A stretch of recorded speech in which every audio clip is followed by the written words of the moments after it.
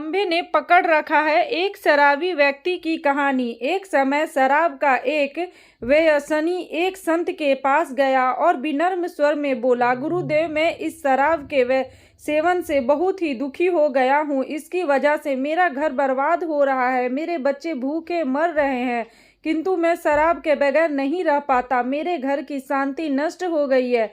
कृपा आप मुझे कोई सरल उपाय बताएं जिससे मैं अपने घर की शांति फिर से पा सकूं।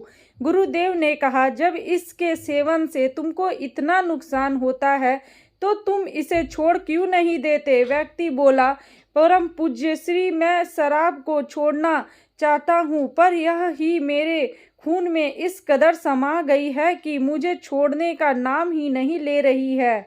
गुरुदेव ने हंसकर कहा, कल तुम फिर आना, मैं तुम्हें बता दूंगा कि शराब कैसे छोड़नी है। दूसरे दिन निश्चित समय पर वह व्यक्ति महात्मा के पास गया। उसे देख महात्मा झट से खड़े हुए और एक खंभे को कसकर पकड़ लिया।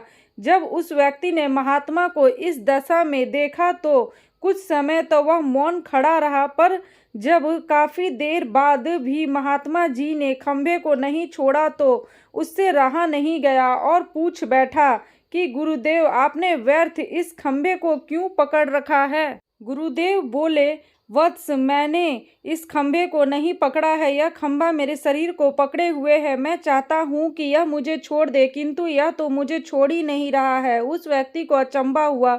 वह बोला, गुरुदेव, मैं शराब जरूर पीता हूँ, मगर मूर्ख नहीं हूँ। आपने ही जानबूझकर इस खंभे को कसकर पकड़ रखा है। यह तो निर्जीव है, यह आपको क्या पकड़ेगी। यदि आप दृढ़ संकल्प कर ले तो इसी वक्त इसको छोड़ सकते हैं। गुरुदेव बोले, नादान मनुष्य, यही तो बात तो मैं तुम्हें समझाना चाहता हूँ कि जिस तरह मुझे खंभे ने नहीं बल्कि मैंने ही उसे पकड़ रखा था, उसी तरह इस शराब ने तुम्हें नहीं पकड़ा है, बल्कि सच तो यह है कि तुमने ही शराब को पकड़ रखा है। तुम कह रहे थे कि यह शराब मुझे नहीं छोड़ रही है, जबकि सत्य यह है कि तुमने अपने मन में यह दृढ़ निश्चय कर लो कि मुझे इस शराब का त्याग करना है, अभी कर देना है, तो इसी वक्त तुम्हारी शराब पीने की आदत छूट जाएगी। शरीर ही हर क्रिया मन के द्वारा नियंत्रित होती है और मन में जैसी इच्छा शक्ति प्रबल होती है वैसा ही कार्य सफल होता है।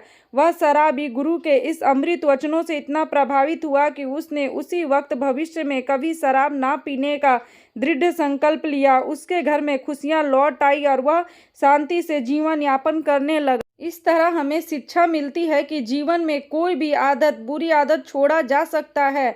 अब अगर मनुष्य चाहे तो बड़ी से बड़ी बुराइयों का त्याग कर सकता है। तो दोस्तों, अगर आप लोगों को मेरी वीडियो अच्छी लगी हो तो इसे लाइक करें, सब्सक्राइब करें और शेयर करें। Okay, bye, thank you.